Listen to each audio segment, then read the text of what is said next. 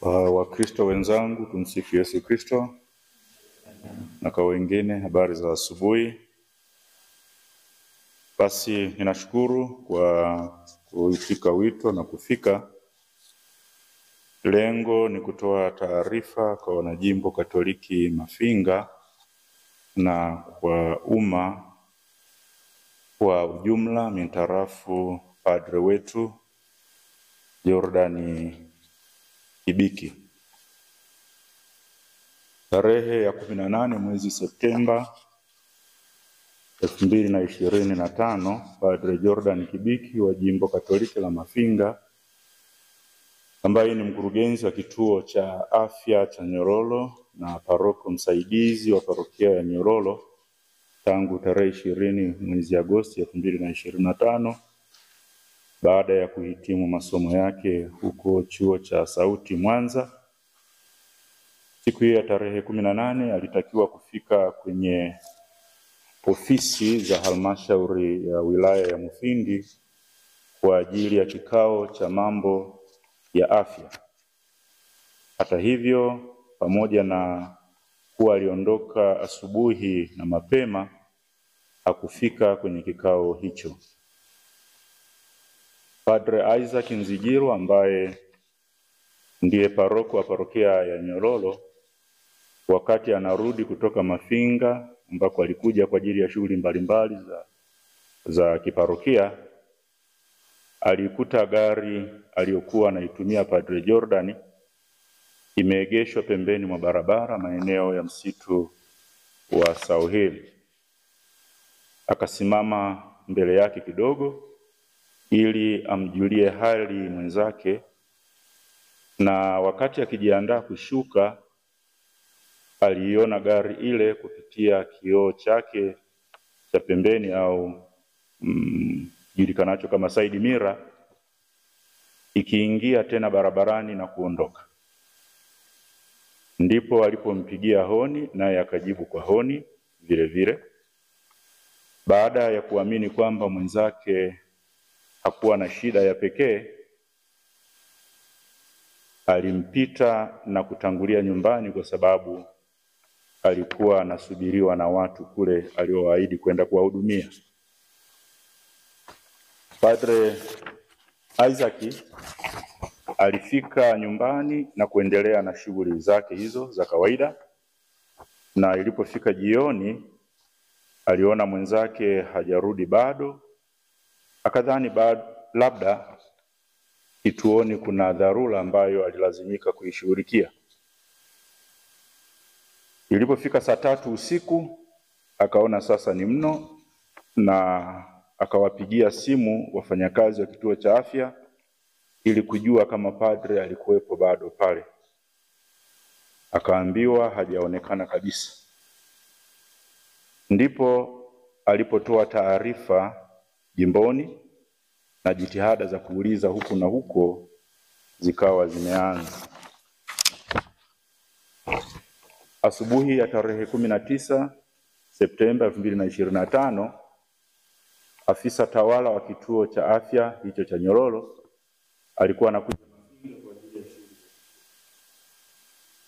Wakati wanapita maeneo ya msitu,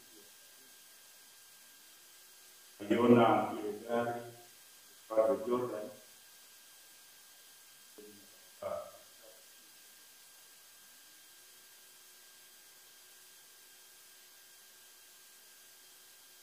haraka akaona kama hakuna mtu. Baada ya kuona hivyo, beza jambo, Padre Isaac akawapigia simu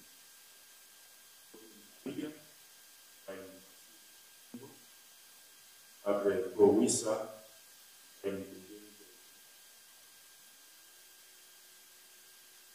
wote watatu,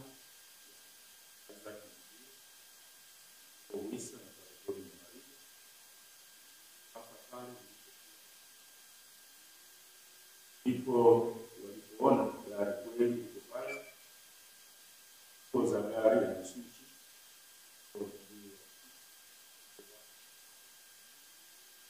hivyo waliamua kutoa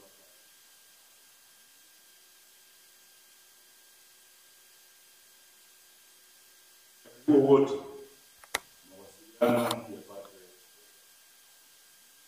yanapatikana isipokuwa kwa ajili ya WhatsApp pia yuko salama na yuko sehemu asiyoijua. Kumbe tarehe 20 mwezi Septemba 2025 Padre Jordan alimpigia simu Padre Isaac kwa namba mpya na kumweleza kuwa alikuwa maeneo ya Mbalizi. Baada ya kuachiwa na watu waliokuwa wamemchukua na kumpeleka mpaka maeneo ambayo hakuyafahamu vizuri kuelekea mkoa wa Songwe. Padre Isaac alitoa taarifa jimboni na utaratibu wa kwenda Mbeya ukafanyika, ambapo Padre Godwin Maliga ambaye muda wote alikuwa na timu ya polisi wakizunguka huku na huku kwa kutumia gari yetu ya jimbo, alianza safari kuelekea Mbeya pamoja na hiyo timu ya polisi ambayo tayari ilikuwa imeanza kufanya uchunguzi. Baada ya kufika kule walimkuta pamoja na baba paroko wa parokia ya Chosi, ambaye mimi baada ya kuwasiliana na Padre Jordan mwenyewe, baada ya kupewa ile namba yake mpya na kunihakikishia kwamba yuko Mbalizi na yuko salama, nilimtuma huyo paroko wa Chosi ambaye parokia ambayo yuko jirani zaidi na Mbeya kwa ajili ya kwenda kutoa misaada ya haraka ya kibinadamu. Na baada ya kukutwa kule, basi polisi walifanya kazi yao, wakaanza mahojiano naye. Na kumbe wakati wa mahojiano Padre Jordan Kibiki aliwaambia jeshi la polisi kwamba asingependa kuendelea kusababisha usumbufu. Ukweli ni kwamba alifika huko Mbeya kwa namna ambayo hata yeye mwenyewe hakuielewa kutokana na hali aliyokuwa nayo hasa siku ya tarehe 18 Septemba. Na sasa baada ya uchunguzi wa kitabibu ambao nitausemea hapa chini, tunaweza kusema alikuwa na unyongefu. Kiingereza chake ni depression. Unyongefu huo ulichangiwa na yeye kugundua kuwa amekula hasara ya takriban shilingi milioni 3.5 kwenye biashara ya mtandao unaoitwa eBay. Alipata hisia kwamba ameibiwa pale alipoambiwa atume fedha nyingine kinyume na makubaliano ya awali na huyo waliokuwa wanawasiliana kwenye mtandao huo. Hapa ninaomba nifungue mabano na kufunga. Lengo letu si kuituhumu kampuni ya eBay kwamba ni kampuni ya wezi, kwa sababu baada ya kufuatilia tumeona ni kampuni ambayo imesajiliwa kihalali kabisa huko Marekani na inafanya kazi za biashara mtandaoni. Ila bila shaka kama ambavyo biashara yoyote inavyoweza kuingiliwa na watu wenye nia ovu, au mtu yoyote anaweza kuingiliwa na watu wenye nia ovu, inawezekana hata wao kuna mtu ambaye alijisajili kama agent na kuanza kutafuta maagenti wengine, na kwa bahati mbaya akaanza kutokuwa mkweli. Hiyo nadhani sote tunajua kwamba kwa bahati mbaya matatizo hayo yapo. Mimi mwenyewe mwaka huu niliweza kupata mawasiliano, nilitafutwa na lile ambalo lingejitambulisha kwamba ni shirika la maisha ya kitawa la Canada, lakini nilipofanya utafiti niligundua kwamba alikuwa ni mtu mmoja wa Kongo ambaye alikuwa amehack mawasiliano na shirika lile la kitawa. Kwa hiyo mambo hayo nadhani tunajua siku hizi yanawezekana. Sasa kati ya fedha hiyo aliyohisi kwamba amekula hasara, 500,000 alikuwa ameazima kwa paroko, yani Padre Isaac Nzigirwa, na 1,500,000 alikuwa ameazima kwa mhasibu wa jimbo letu, yani Padre Godwin Maliga, na hivi kufanya jumla ya shilingi milioni 2. Kwa hivi inaonekana kwenye transaction zake huko eBay zilikwenda milioni 3.5, kwa maana ya milioni 1.5 ilikuwa ya kwake yeye mwenyewe. Hivi mnaweza kuona kuwa kwa kweli hakuwa na madeni makubwa hivi ambayo katika hali ya kawaida na kwa mtu mwenye afya ya akili ya kawaida yangemfanya atelekeze porini gari ya shilingi milioni 25.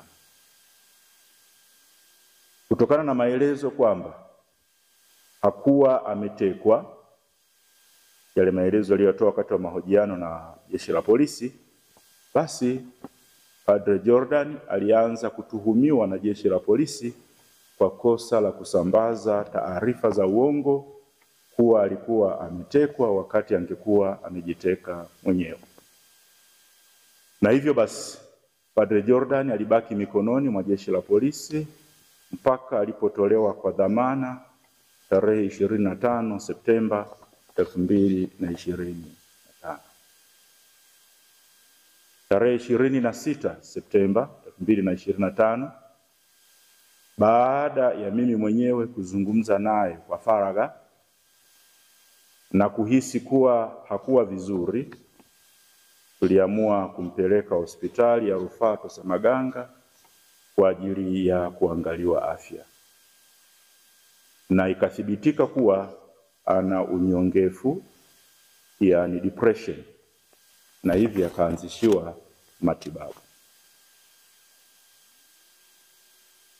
Jeshi la polisi kwa kuzingatia hali hiyo ambayo amekuwa nayo padre wakati huo wote, hata wakati wa tukio hilo jana tarehe 29 Septemba 2025, limefuta tuhuma na kumwacha huru. Tunawashukuru sana jeshi la polisi kwa uamuzi huo. Naomba ifahamike hivi kwa mujibu wa sheria za kanisa ambazo ziko kwenye mkusanyiko huu, jinai au madai yanayomhusu padre binafsi si ya kanisa, bali ni yake yeye mwenyewe. Hata hivyo, ni wajibu wetu kama kanisa kutafuta ukweli wa tuhuma bila kuingilia kazi ya vyombo vya uchunguzi vya kiserikali, na ndivyo tulivyojitahidi kufanya. Sasa kwa kuwa wao, yaani jeshi la polisi, wamemaliza kazi yao na wamebaini kuwa padre hana tena kesi ya kujibu, sisi tunaendelea na kushughulikia afya ya padre ili arudi kwenye hali ya utulivu, halafu mambo mengine yataendelea. Kwa ufupi ni kwamba kwa sasa kipaumbele ni afya ya padre, na ninawaomba mapadre, watawa na waamini wote kwa ujumla wamuombee padre wetu apate kurudi kwenye utulivu, awe na afya nzuri ya akili.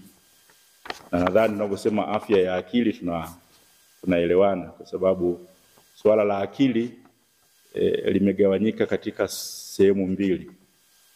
Kwa bahati mbaya kwa Kiswahili huwa tunatafsiri tu akili, lakini kwa Kiingereza kuna intellect na psyche. Kwa hiyo mmoja anaweza kuwa vizuri kwenye intellect lakini akawa na shida kwenye psyche, ambayo inasaidia ubebaji wa mambo mbalimbali ambayo anakabiliana nayo katika maisha. Na kwa kweli ndiyo ambayo padre angekuwa na shida nayo, sio kwenye intellect. Sasa kwenye intellect tunajua yuko vizuri sana, matokeo yake ya chuo huko Mwanza kwa miaka miwili mfululizo walao ambayo nimeweza kuyapata. Mwaka wa kwanza aliweza kumaliza akiwa na GPA ya 4.2 na mwaka wa pili alihitimisha akiwa na GPA ya 4.8. Ya sasa nimeambiwa lakini sijaonyeshwa bado kwamba ana GPA ya 4.7. Kwa hiyo kwenye swala la intellect huko hakuna shida. Ila kwenye psike ambayo inaweza ikamletea shida mtu yoyote yule, hata mimi naweza nikapatwa na hiyo, basi huko inaonekana ndiko kuna shida, na hivi padri anahitaji kupata usaidizi, kupata matibabu ili aweze kurudi kwenye hali yake. Basi ilikuwa ni taarifa hiyo fupi, na nikushukuruni sana ninyi wanahabari wote, na ninaomba, mimi huwa naitazama kazi ya wanahabari kama ni moja ya kazi takatifu ikifanywa vizuri. Lakini kwa hiyo naomba mtumie daima kalamu zenu na media zenu kwa ujumla kujenga jamii yetu iwe ni jamii yenye haki, upendo na amani. Asanteni sana.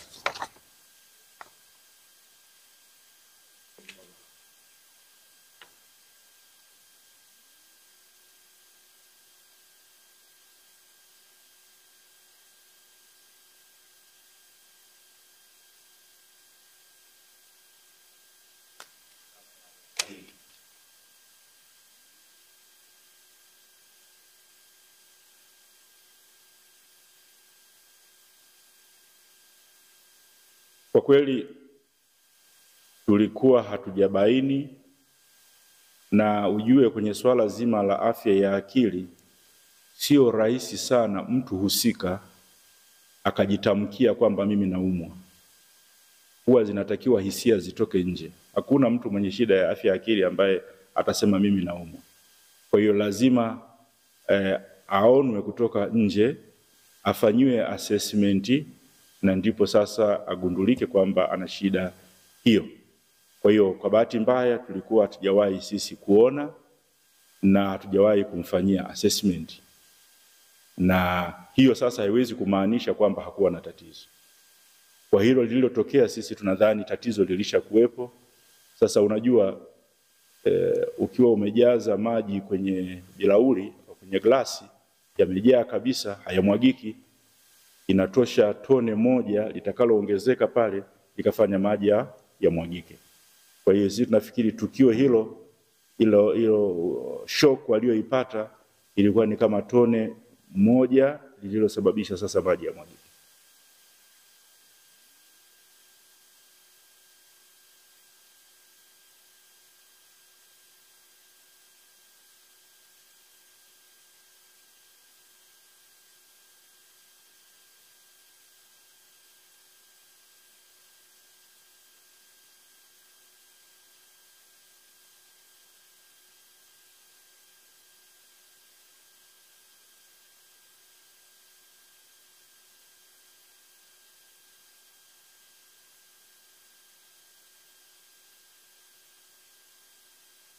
Kwanza kwenye mitandao, kwenye biashara za kwenye mitandao kuna mambo mawili. Kama ilivyo kwenye biashara nyingine zote ambazo sio za mitandao, kuna biashara halali na biashara haramu. Bila shaka kama kanisa haliwezi kukubaliana na biashara haramu. Lakini lazima tukubaliane kabisa pia kwamba katika ulimwengu wa leo kwa kwetu, huko kwenye mitandao pia kuna biashara halali. Lakini hizo biashara halali wakati mwingine zinaweza zikaingiliwa. Nitakutolea mfano mwingine ambao unanihusu mimi mwenyewe. Miaka 15 iliyopita, mwaka 2010 nikiwa Italia, nilinunua gari Japani kwa njia ya mtandao.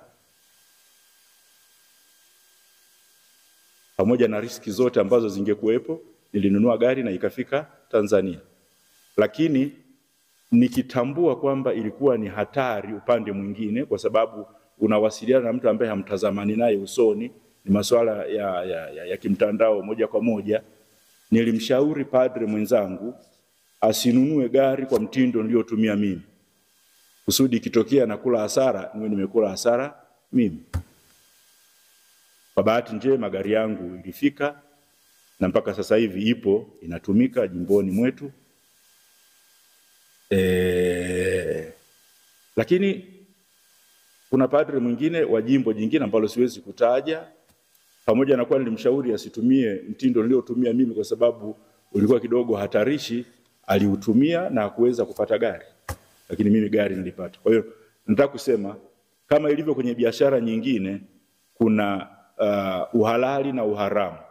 Kwa hivi mimi siwezi nikajumlisha moja kwa moja kwamba wasijihusishe na biashara za mtandaoni, kwa sababu hata vitu wakati mwingine tunanunua. Hata hapa Tanzania kuna vijana ambao wanafanya biashara kupitia mtandao, wanaita ni mawinga, wanawasiliana na mteja, na huyu anatoa oda, mzigo unafika, huyu analipia. Kwa hiyo wako wanaofanya biashara kihalali, lakini wako wanaofanya biashara kiharamu. Kumbe ingekuwa ni kamali kwa ujumla ni haramu. Hiyo kwa vyovyote vile ningeweza kusema kwamba hakuna, si tu mtawa au padre, lakini hata mtu mwingine ni haramu. Si vizuri kucheza kamari ambayo tumekuwa mashahidi kwamba imeharibu familia nyingi. Watu wameshindwa hata kutunza familia zao kwa sababu wameingia kwenye kamari. Padre Jordan Kibiki hakucheza kamari, hakuingia kwenye kamari, ila alijisajili kama agenti wa hiyo kampuni ya eBay. Lakini sasa inaonekana katika mawasiliano basi lilitokea lililotokea. Lakini mambo mengine sasa, kama nilivyosema, sasa hivi kipaumbele ni afya ya padre. Sasa mambo mengine tuna kitu kinaitwa internal forum. Hiyo tutafanya kama internal forum. Lakini kwa ujumla wake si kwamba padre alifanya tendo ambalo ningeweza kusema lilikuwa ovu kwa lenyewe, isipokuwa kuna taratibu ambazo labda zingetakiwa ziwe zimefuatwa.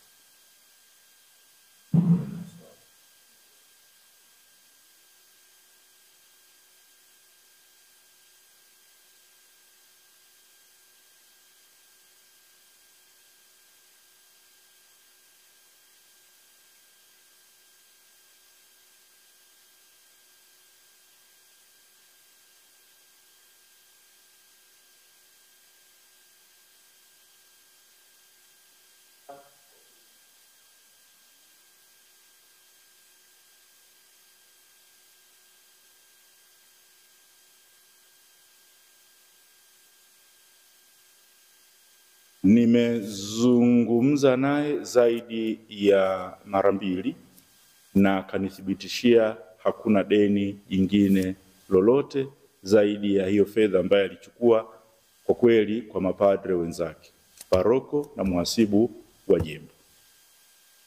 Sasa tukianza kutafuta mantiki ya kile kilichofanyika, mjue tunazungumzia mtu ambaye ni mgonjwa katika mabano ana shida ya afya ya akili. Sababu mantiki inakuwa na mtu ambaye yupo kwenye uwezo wa kawaida wa kufikiri.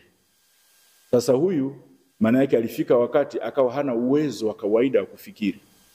Tendo lenyewe la kupaki gari na kutoa swichi, kuirusha ndani ya gari na kuingia kwenye basi na kuondoka, tayari inakupa kitu fulani kwamba huyu mtu ni abnormal, hayupo kwenye hali ya kawaida.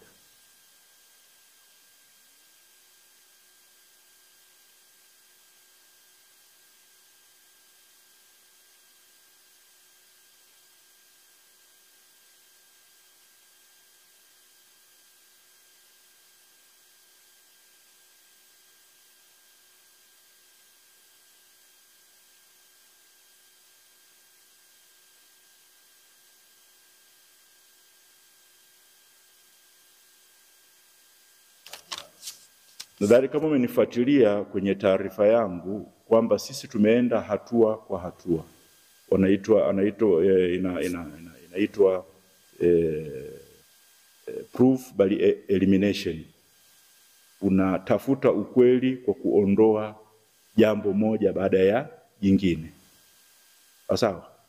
Baada ya kufuatilia uzito wa deni uliokuwepo na kujiridhisha kwamba usingekuwa sababu ya tendo alilolifanya, ndipo tulipoingia kwenye hatua ya pili ya kushughulikia afya yake ya akili. Kwa hiyo kwa sasa kwa kweli sisi uzito tumeupeleka zaidi kwenye swala la afya ya akili, kwa sababu tukirudi kufikiria swala la deni kwa lenyewe, kama nilivyosema, kwa mtu mwenye akili ya kawaida asingeliweza kutelekeza gari polini yenye thamani ya milioni 25 kwa deni la shilingi milioni 2 ambalo nalo ni kwa mapadre wenzake ambao wala hata hawajamdai.